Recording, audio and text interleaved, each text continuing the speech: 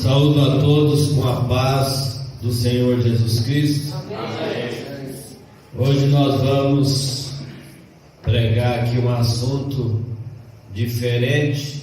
É um assunto que exige até bastante estudo. Alguns dias atrás eu havia sonhado que eu estava aqui na igreja pregando sobre a volta de Jesus. E aí, em obediência, vamos dizer assim, ao meu sonho, eu falei, eu vou estudar sobre esse assunto, sobre a volta de Jesus. E nós sabemos que quanto à volta de Jesus, as opiniões se divergem.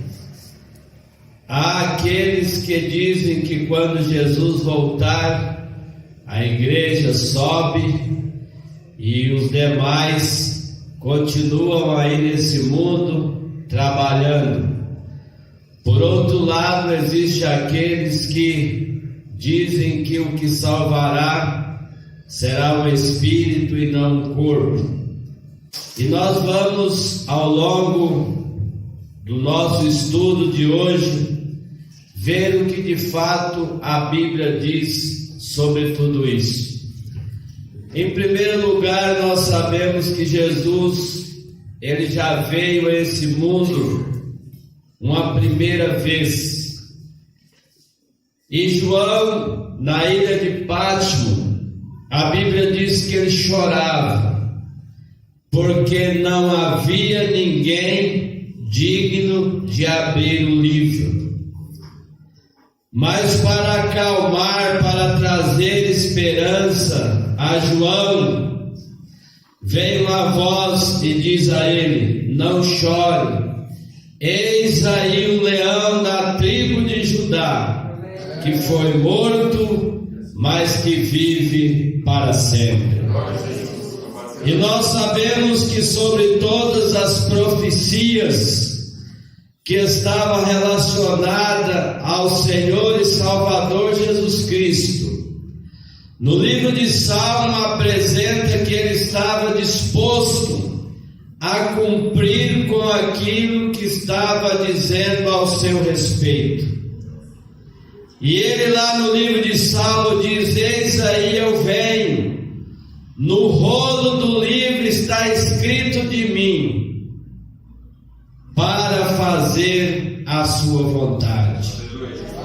Então Jesus, ele demonstra prontidão, e no rolo do livro apresentava coisas que só uma pessoa de coragem que poderia enfrentar, porque no rolo do livro falava que Jesus, ele seria crucificado, ele seria caluniado, ele seria humilhado, mas por você e por mim, ele diz: eu estou aqui para cumprir a sua vontade.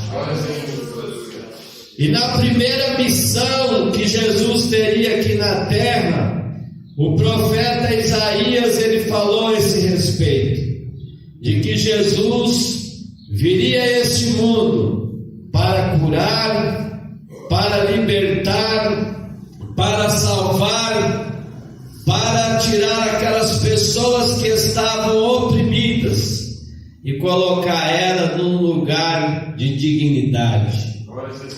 E sobretudo Jesus veio a esse mundo, como ele mesmo diz, para buscar e salvar os que haviam perdido.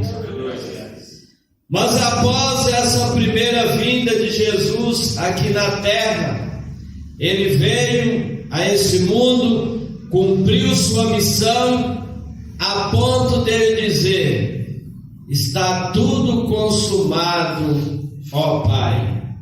Quando ele diz que está tudo consumado, agora ele recebe a autoridade. Todo o poder é me dado no céu e na terra. Agora ele tem o poder. Mas a Bíblia também ela vai falar sobre a segunda vinda de Jesus. E como será a segunda vinda de Jesus? ela será visível e pessoal. Nós observamos pelas Escrituras Sagradas, no livro de Atos dos Apóstolos, que o povo galileu estava ali olhando, quando Jesus, após ter ficado cerca de 40 dias ainda na terra, aí a Bíblia fala que Jesus, ele sobe e uma nuvem estava ao seu encontro esperando. E ele sobe, ele ascende ao céu, e ali os galileus olhando. E aí no livro de Atos dos Apóstolos registra alguém dizendo: por que vocês estão olhando? Esse Jesus que vocês estão vendo ascender ao céu, do mesmo modo que vocês estão vendo ele subir, ele vai descer. Aleluia. Isso então está mostrando que a vinda de Jesus é visível e pessoal. As pessoas vão vir ver Jesus vindo. E no livro de Mateus fala que ele vai vir com as nuvens. E no livro de Apocalipse fala que ele vai vir sobre as nuvens. E no livro de Apocalipse ainda acrescenta que ele vai vir sobre as nuvens com poder e grande glória. Irmãos, a vinda de Jesus, ela será visível e pessoal. João, ele diz assim, que todo olho o verá, até mesmo aqueles que o transpassaram. Os que os transpassaram aqui que a Bíblia refere-se, são as pessoas que crucificaram, que mataram o nosso Salvador. Até mesmo este povo, essas pessoas, eles verão a Jesus. Mas é importante nós analisarmos aqui que todo olho verá, mas precisamos de colocar uma vírgula e explicar como que todo olho verá, cada um no seu tempo. Quando Jesus vir nas nuvens do céu com poder e grande glória, apenas 3 grupos de pessoas verão a Jesus. Primeiro, os salvos que estiverem vivos, esses verão Jesus vindo sobre as nuvens do céu. Em segundo lugar, os ímpios que não fizeram a vontade de Deus também, que estiverem vivos naquele dia, eles também verão Jesus vindo nas nuvens do céu. E a terceira classe de pessoas que verão Jesus vindo nas nuvens do céu serão os que morreram em Cristo. Serão os que tiveram parte na primeira ressurreição. Por isso que João vai dizer: bem-aventurado e santo aqueles que têm parte na primeira ressurreição. E o outro grupo não verá Jesus nesse momento, porque no livro de Mateus diz, porque no livro de Apocalipse diz: mas os outros mortos não reviverão até que os 1000 anos se passem. Então eles não poderão ver Jesus naquele grande dia. E um detalhe importante, irmão, de nós analisarmos, é que Paulo, quando ele vai falar aos Tessalonicenses que estavam ali perturbados, tristes por quanto da morte, abatidos, aí Paulo diz assim, que nós seremos transformados num abrir e piscar de olho. Aqui precisa de nós explicarmos alguma coisa. Por que razão nós temos que ser transformados no abrir e piscar de olho? E quem será transformado no abrir e piscar de olho? Apenas os salvos. E por que isso precisa de acontecer? se nós, os salvos, não recebermos a transformação instantânea, nós morreremos com a volta de Cristo. Porque João, lá na ilha de Pátimo, diz que quando ele viu a glória de Jesus sobre ele, diz que ele caiu como morto. Então, se Jesus vai vir com poder e grande glória, se nós não recebermos a transformação instantânea, até nós, os salvos, morreremos com a vinda de Jesus.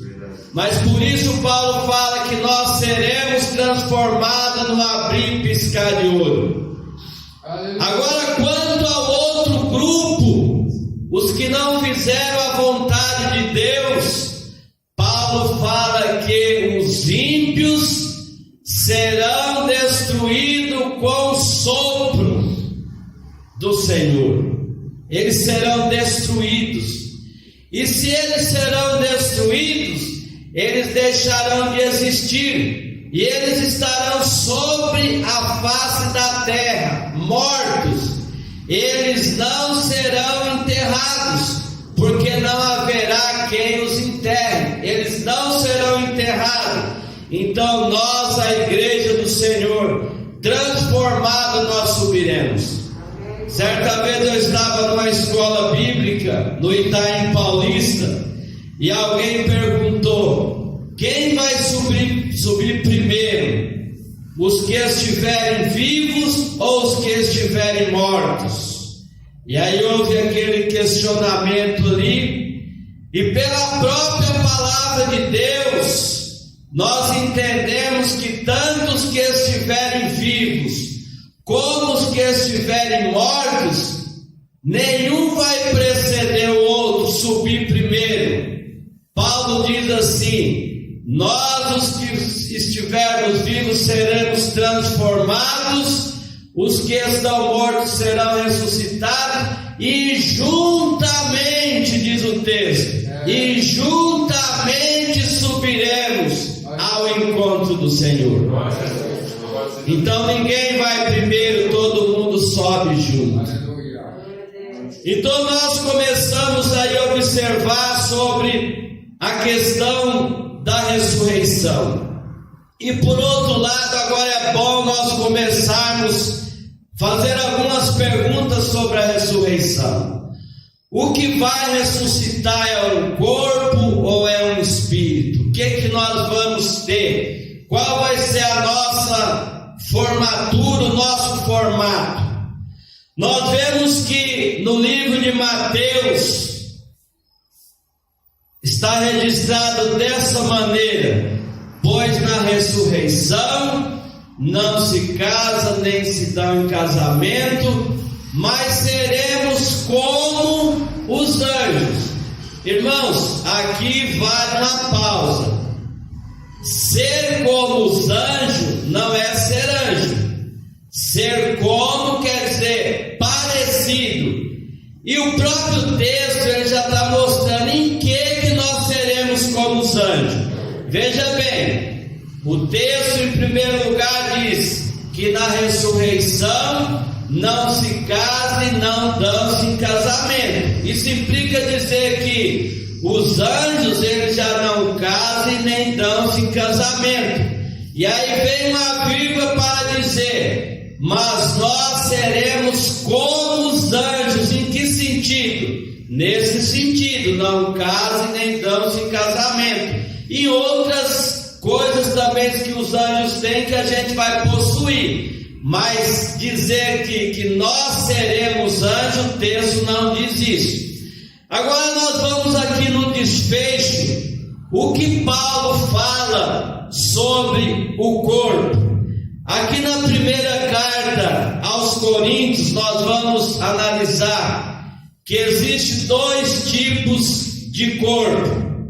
Existe, Paulo diz assim: semeia-se corpo natural e ressuscita corpo espiritual. Vale aqui uma pergunta: o que ressuscita? Espírito ou corpo?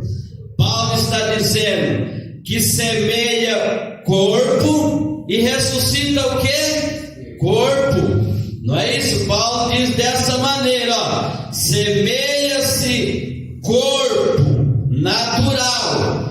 E o que vai ressuscitar? Corpo espiritual. Em nenhum momento Paulo fala que semeia espírito e ressuscita espírito. Ele fala que semeia corpo e ressuscita corpo. E dando a sequência, existe o corpo na forma terrena e o corpo na forma celestial. E Paulo vai no desfecho aqui, ele vai falando: o primeiro homem, Adão, é terreno. O segundo homem é espiritual, se referindo quem? A Jesus Cristo.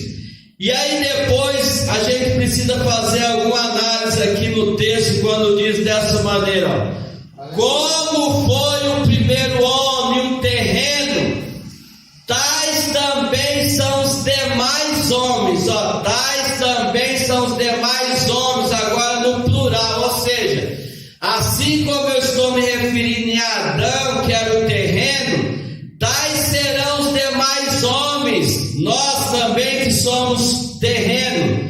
E aqui o texto fala homem no plural, e depois diz assim: e como homem celestial, se referindo a Jesus, aí ele também fala no plural, tais também os celestiais, que nós seremos seres celestiais. E dando uma sequência aqui, Paulo fala assim: e assim como trouxemos a imagem do terreno, que é de Adão, devemos trazer também a imagem do celestial, que é Jesus Cristo. E quando nós pensamos em imagem, imagem é alguma coisa que a gente vê. Então, se vai ressuscitar um espírito, a gente não veria esse espírito que ressuscitou. Por outro lado, quando Jesus ele ressuscitou, que ele apareceu aos seus discípulos, como Jesus se apresentou para os discípulos, como Jesus se apresentou para as mulheres, como espírito ou como corpo? Como corpo. Eles viram a Jesus. Inclusive, Jesus disse para Tomé, quando ele não estava crendo na ressurreição, Jesus diz: olha para a minha mão, Tomé, olha aqui para a minha mão, olha que os pregos que foram cravados, tipo mostrando. E aí Tomé então passa a crer. E aí quando Jesus diz para ele: seja crente e não incrédulo. Então aqui nós observamos aqui dentro do livro de Tessalonicenses, Paulo fala de um corpo terreno e de um corpo celestial. Nesse momento nós temos o que? O corpo terreno, mas na ressurreição nós teremos um corpo celestial, um corpo semelhante ao de Jesus Cristo. Olha o que João diz: agora somos filhos de Deus, ainda não é manifesto o que haveremos de ser, mas sabemos que quando ele vier, seremos semelhantes a ele. Precisamos de explicar aqui, porque as pessoas, para defenderem que o corpo ele não se salva, aí eles aplicam a palavra de Paulo, que a carne e o sangue não herdará o reino dos céus.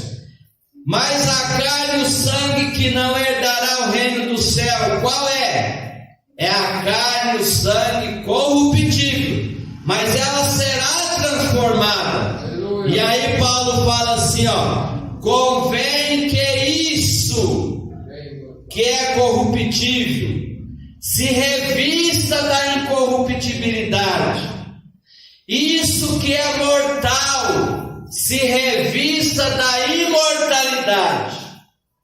Aí ele diz assim: então, cumprir-se a palavra que está escrita, tragada foi a morte pela vitória.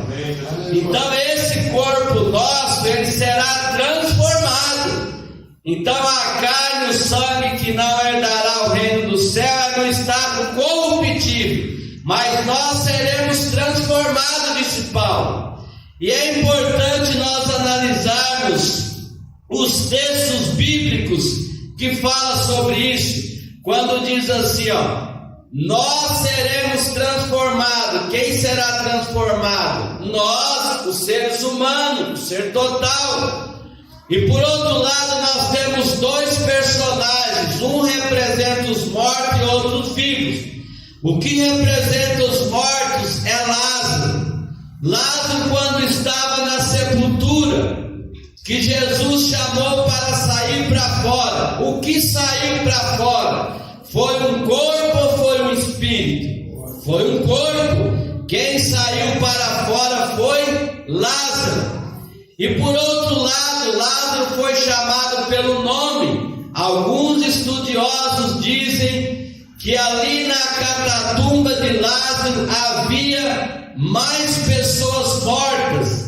E quando Jesus então ordenou para sair para fora, se Jesus dissesse sai para fora, ia sair todo mundo. Aí Jesus especificou o nome: Lázaro, sai para fora. Por isso que o nome é importante. O seu nome é importante. Jesus, quando os discípulos eles vieram alegres, felizes, porque estavam expulsando o demônio, Jesus diz: olha, vocês não se alegram com isso. Alegrai-vos por quê? Porque o vosso nome está escrito no céu. Se o seu nome está escrito no céu, se o meu nome está escrito no céu, naquele dia eu não tenho dúvida de que quando os anjos forem enviados nos quatro cantos da terra, você será chamado pelo seu nome. Aleluia. Assim como Jesus disse assim: Lázaro, sai para fora. Naquele dia também, aquelas pessoas que morreram em Cristo, como o patriarca Abraão: sai para fora, Abraão. Sai para fora, Moisés. E os mortos em Cristo irão ressuscitar. Então, amados irmãos, Elias, ele representa os vivos. Como que Elias subiu para o céu? Foi um espírito ou foi um corpo? Essas são as perguntas que a gente faz. Elias subiu para o céu em corpo. Se ele tivesse subido para o céu em espírito, a capa dele não ficaria com Eliseu, porque se fosse um espírito, Eliseu não iria ver Elias subir. Então essas reflexões nós precisamos de fazer. Eu entendo pela luz da palavra de Deus que nós que estamos aqui, nós receberemos uma transformação, a transformação do nosso corpo. Por isso, irmãos, que a Bíblia recomenda a gente tomar conta, a gente cuidar do nosso corpo, porque a gente vai dar conta dele. Você não vai dar conta do espírito, você vai dar conta do corpo, do ser total. É do ser total que nós vamos dar conta. Por isso que nós, como adventistas, nós ensinamos as pessoas a não contaminarem com coisas, com alimentos impuros. Paulo fala: quer comais, quer bebais, faça tudo para a glória do Senhor. O que é o seu corpo? O que é o meu corpo? Algumas pessoas não dão importância para o corpo, elas vão dizer que o corpo não se salva, o que salva é o espírito. Aí o Paulo diz assim: o nosso corpo é o templo do Espírito Santo. Olha a importância que é o nosso corpo, o templo do Espírito Santo. E aí Pedro Pedro vai dizer lá na frente: porque foste comprado por bom preço, melhor dizendo Paulo, glorificai, pois, a Deus no quê? No vosso corpo, os quais pertencem a quem? A Deus. O seu corpo não é seu, o meu corpo não é meu. A Bíblia diz assim: o vosso corpo e no vosso espírito, os quais pertencem a Deus. Você e eu somos criatura de Deus. Nós vamos dar conta a Deus através do nosso corpo. E dando a sequência, irmãos, o nosso corpo na adoração, Paulo ele fala assim: rogo-vos, pois, irmãos, pela compaixão de Deus, que apresentei o vosso corpo em sacrifício vivo, santo e agradável a Deus. Olha a importância do corpo. Apresentei o vosso corpo em sacrifício santo, vivo e agradável a Deus. E nós temos uma advertência de Paulo aos Romanos, que ele diz assim: não reine, portanto, o pecado em vosso corpo mortal. Ó, mesmo que o corpo é mortal, Paulo está dizendo: não reine o pecado sobre o vosso corpo mortal, de maneira que obedeçais às suas paixões. Dando sequência aqui, irmãos, estamos fazendo algumas observações. Nessa da ressurreição, nós queremos mostrar pela luz da Bíblia Sagrada que o que ressuscita naquele dia é o corpo, é o ser total. Apenas haverá o quê? Uma transformação. E depois, irmãos, dessa ressurreição que sobe os salvos, tanto os que estão vivos quanto os que morreram, sobem para o céu. Os demais que foram destruídos com o sopro da boca de Cristo, de Deus, fica sobre a terra. E os que não tiveram parte na primeira ressurreição, eles continuam na sepultura. E aí vem o que João diz no livro de Apocalipse: passados-se os 1000 anos, os outros mortos então ressuscitam. E agora ressuscita para quê? Para receber a sentença. E aí, irmãos, 2 grupos de pessoas vão ressuscitar. Esses mortos que morreram sem Cristo, eles irão ressuscitar, e agora sim eles vão ver Jesus. Agora os que estão sobre a face da terra também irão ressuscitar, irão ganhar vida. Por quê? Tanto os ímpios que estão sobre a terra, quanto os mortos que irão ressuscitar, irão receber o quê? A sentença. E a sentença não será nada mais, nada menos do que a destruição. E aí nesse momento a Bíblia diz que Satanás será solto. E aí se juntam os profetas, os anjos caídos, os ímpios que não fizeram a vontade de Deus, e aí vai fazer a última tentativa para poder tomar a igreja de Deus. E aí vem a sentença final.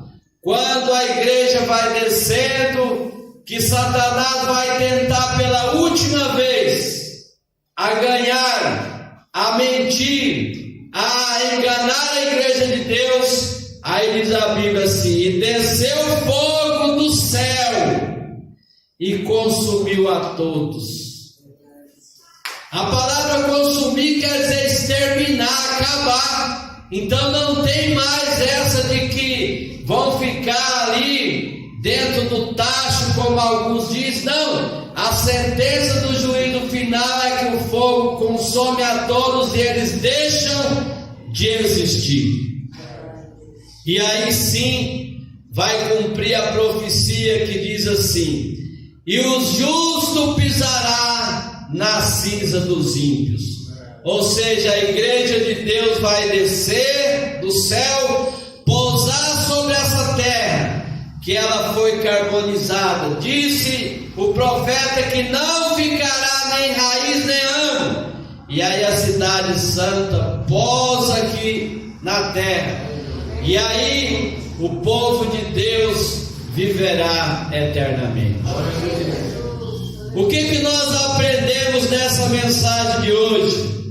Que a vida de Jesus é visível e pessoal. Que haverá a primeira ressurreição na vida de Jesus para os salvos. Que os ímpios serão mortos pelo sopro e resplendor do Senhor.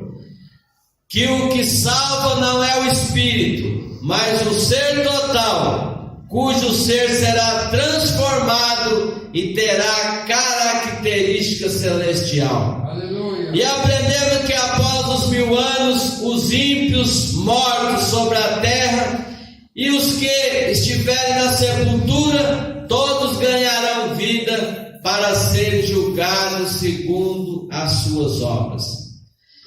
E para a conclusão da nossa mensagem, irmãos, o profeta adverte: Jesus voltará. Não sei se é hoje ou se é amanhã, mas Jesus voltará. E a advertência do profeta é: prepara-te, ó Israel, para encontrar com o teu Deus. E eu queria deixar esse texto aqui para os nossos irmãos de Tessalonicenses, para finalizar a nossa mensagem.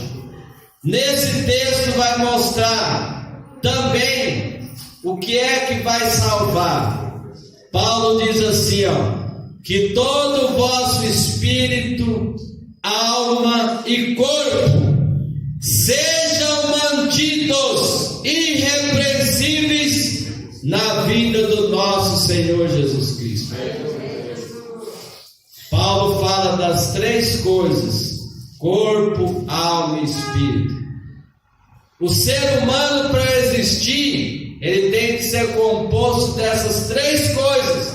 Lá no Jardim do Éden, quando Deus colocou o homem, lá estava lá o formato, que é a carne, o sangue. E aí diz que Deus soprou nas suas narinas o fôlego da vida. E o homem tornou a ser uma alma vivente. Ou seja, Deus soprar nas narinas significa que Deus está dando a vida. E é o que vai acontecer com as pessoas que morreram em Cristo naquele dia. Deus dará a vida para elas novamente. Por isso, quando Salomão fala: o pó volta para a terra, e o espírito, ou seja, a vida, o direito de viver novamente, volta para Deus que o deu. É Deus que dá a vida.